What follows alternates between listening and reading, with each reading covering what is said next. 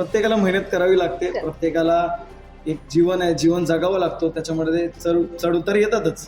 त्याच्या सामोरे जाण्याची शक्ती ही तुम्हाला जर हवी असेल तर छत्रपतींचा इतिहास नक्की वाचावा आणि त्यांच्याकडे नक्की वाचावं. नमस्कार. नमस्कार. कोकण NGO तर्फे रील टू रिअल अवॉर्ड 2024 भेटला आपल्याला, कसं वाटतंय? खूप छान वाटतंय.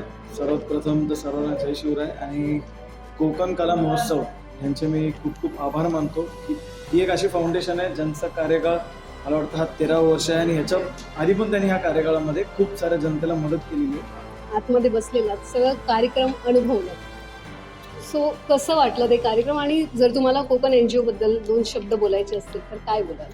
नाही, मी बोलेन तेवढं कमी आहे. म्हणजे मी सोशल मीडियावर काम करतो पण ते रिअल लाईफमध्ये काम करतात आणि कित्येक गरजूंचे गरजा त्यांनी पूर्ण केलेल्या आहेत. शाळेतल्या पोरांपासून ते गरीब पोरापर्यंत प्रत्येक जणांपर्यंत, जनतेपर्यंत कोकण जी ही NGO आहे कोकण कला महोत्सव, त्यांनी खूप मोठं काम केलेलं आहे. आणि मी त्यांच्या एका व्हिडिओमध्ये वाक्य ऐकला की शिवरायांच्या रयतेप्रमाणे त्यांनी सांभाळ केलेला, आणि ती गोष्ट खरी आहे. कोकण NGOनी शिवाजी महाराजांचे विचार घेऊन खरंच रयतेचं राज्य निर्माण करत करत रयतेचं सांभाळ पण केलेलं आहे आणि त्यासाठी खूप खूप त्यांचे मी मनापासून धन्यवाद मानतो.